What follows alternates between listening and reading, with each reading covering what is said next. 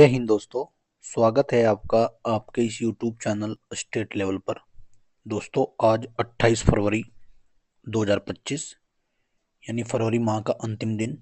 आज हम current affair देखेंगे फरवरी की, और प्रतिदिन की बात की शुरुआत करते हैं एक सकारात्मक विचार के साथ।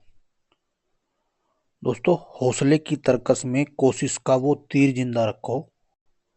हार जाओ चाहे जिंदगी में सब कुछ, मगर फिर से जीतने की उम्मीद जिंदा रखो। जी हाँ दोस्तों, आपको अगर बार बार असफलता भी मिल रही है तो आपको उससे हार कर नहीं बैठना है। ऐसा कहा जाता है कि हारा वही जो लड़ा नहीं। जी हाँ दोस्तों, तो आपको अपने हौसले के इस तरकस में कोशिश का वो तीर जिंदा रखना है।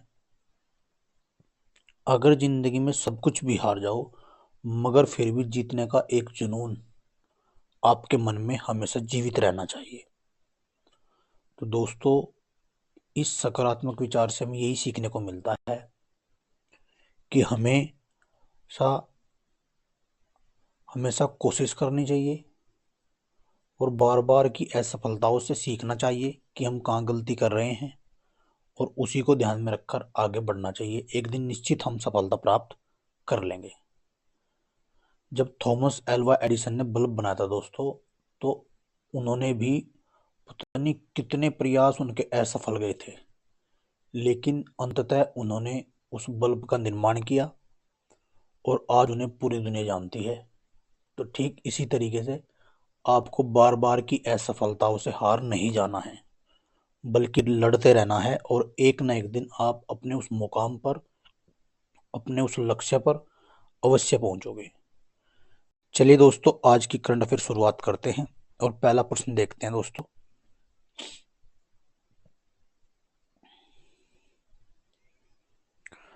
राष्ट्रीय विज्ञान दिवस, जी हाँ दोस्तों, ये 28 फरवरी को मनाते हैं।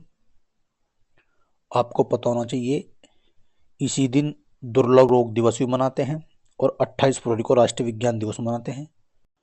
अब एक चीज़ का कन्फ्यूजन होता है कि ये सर सीवी रमन द्वारा 1928 में एक रमन प्रभाव की खोज की गई थी और 1930 में उन्हें नोबेल पुरस्कार दिया गया था।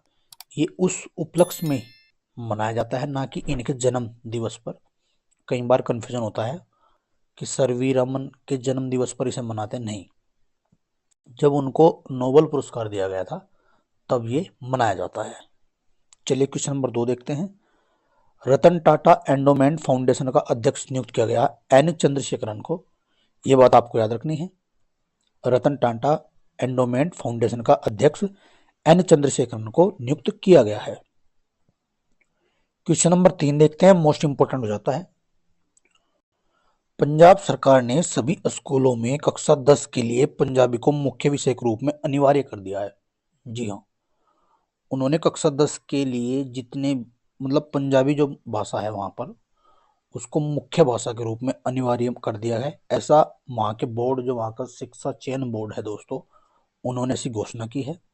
तो ये महत्वपूर्ण बात हो जाती है, कक्षा 10 के लिए उन्होंने अनिवार्य कर दिया है। क्वेश्चन नंबर 4 देखते हैं। जर्मनी के नए चांसलर बने हैं सीडीयू के नेता फ्रेडरिक मर्ज। 2025 के चुनाव में जीत गए हैं और वे जर्मनी के नए चांसलर बने हैं दोस्तों। ये बात आपको याद रखनी है। किसने ब्लू वीजा पेश किया? जी हाँ, संयुक्त अरब अमीरात यूएई ने ब्लू वीजा प्रणाली का पहला चरण शुरू किया है, जो पर्यावरण स्थिरता में योगदान देने वाले व्यक्तियों पर केंद्रित है। अर्थात जो भी पर्यावरण में अहम भूमिका निभाएंगे, यानी उसको स्वच्छ रखेंगे, उनके लिए 10 वर्षों के लिए एक निवास परमिट है जो कि यूएई ने जारी किया है।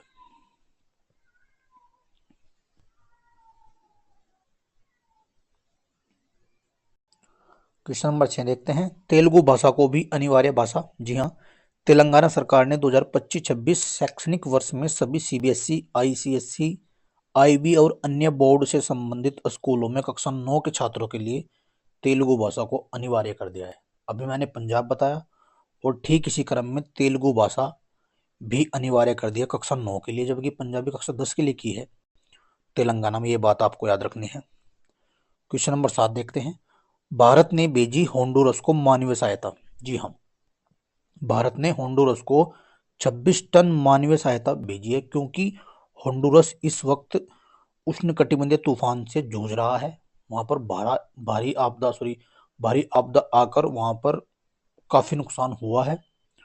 तो उसको ध्यान में रखते हुए भारत ने एक मानवीय सहायता भेजी है 26 टन वहां पर। होंडुरस आप जानते हैं उत्तरी अमेरिका का एक देश है, मध्य अमेरिका के आसपास। उसको ये उन्होंने मानवीय सहायता भेजी है दोस्तों।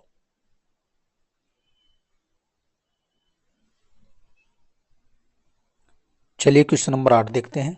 भारत को वाहन सुरक्षा और बुनियादी ढांचे में प्रगति के लिए Prince Michael decade of action road safety award दिया गया है।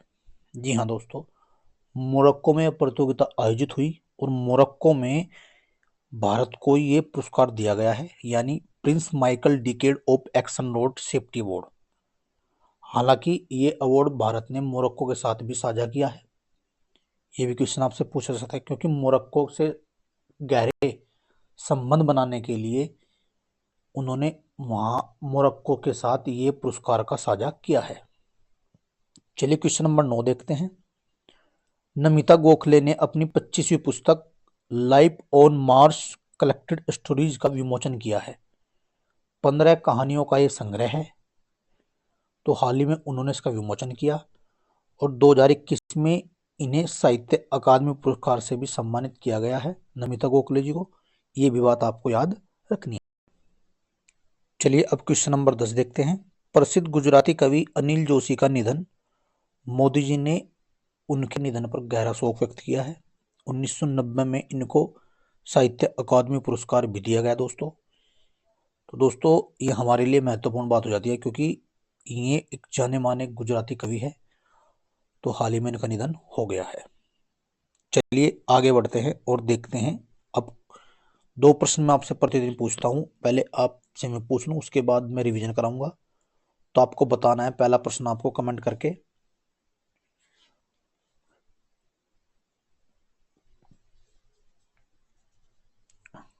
एशियाई स्नूकर चैंपियनशिप हाल ही में किसने जीती? पहला प्रश्न आपको ये बताना है। दूसरा, ग्रीन ट्रांजिशन अलायंस इंडिया हाल ही में किस देश की सरकार ने कहीं ना कहीं भारत के साथ साझा करने के लिए, सहयोग करने के लिए ये एक अलायंस की शुरुआत की है? तो किस देश ने की है? इस क्वेश्चन का जवाब भी आपको कमेंट करके बताना है। यानी 2 प्रश्नों के जवाब आपको कमेंट करके बताने हैं। और अब देखते हैं रिवीजन के प्रश्न। जी हाँ, कल मैंने 2018 की योजना कराई थी, आज देखते हैं 2019 से आगे की। पीएम श्रमयोगी पान धन योजना 1 फरवरी 2019। पीएम कुसुम योजना 8 मार्च 2019। पीएम किसान पान धन योजना 30 मई 2019। पीएम कर्मयोगी मान धन योजना 12 सितंबर 2019 से रांची से शुभारंभ हुआ। 30 मई यानी चली 12 सितंबर में रांची से शुभारंभ हुआ, लेकिन उससे पहले 30 मई 2019 में चलाई गई थी। सोमन सुरक्षित मातृत्व आश्वासन योजना 10 अक्टूबर 2019। अटल भूजल योजना ये 25 दिसंबर 2019 उनके जन्मदिवस पर चली थी। सागर मित्र योजना 1 फरवरी 2020। ग्राम भंडारागार योजना 1 फरवरी 2020। धान्य लक्ष्मी योजना 1 फरवरी 2020 को चलाई गई। किसान रेल योजना मोस्ट इंपोर्टेंट हो जाती है, 1 फरवरी 2020। कृषि उड़ान योजना 1 फरवरी 2020 को चलाई गई। विवाद से विश्वास योजना 1 फरवरी 2020 को चलाई गई दोस्तों। टीबी हारेगा देश जीतेगा योजना 1 फरवरी 2020 को। लगभग 1 फरवरी 2020 को दोस्तों ये 5 से 6 योजना चलाई गई, ये आपको याद रखनी है। प्रधानमंत्री गरीब कल्याण योजना 26 मार्च 2020। आत्मनिर्भर भारत योजना 12 मई 2020 को चलाई गई। गोल जिसका नाम गोइंग ऑनलाइन एज लीडर्स है, आदिवासी युवाओं को सशक्त बनाने के लिए 15 मई 2020 को योजना चलाई गई। प्रधानमंत्री आत्मनिर्भर स्वास्थ्य भारत योजना 1 फरवरी 2021 को चलाई गई। पीएम केयर फॉर चिल्ड्रन योजना कोविड से प्रभावित बच्चों की सहायता एवं सशक्तिकरण के लिए चलाई गई 29 मई 2021 को। पीएम गति शक्ति योजना 13 अक्टूबर 2021 को चलाई गई। स्माइल मुस्कान जिसे बोलते हैं ट्रांसजेंडर समुदाय और भिखारियों के कल्याण के लिए 12 फरवरी 2022 को चलाई गई। और DNT सीड योजना डी नोटिफाइड खानाबदोश और अर्थ घुमंतु समुदायों के लिए ये 16 फरवरी 2022 को चलाई गई।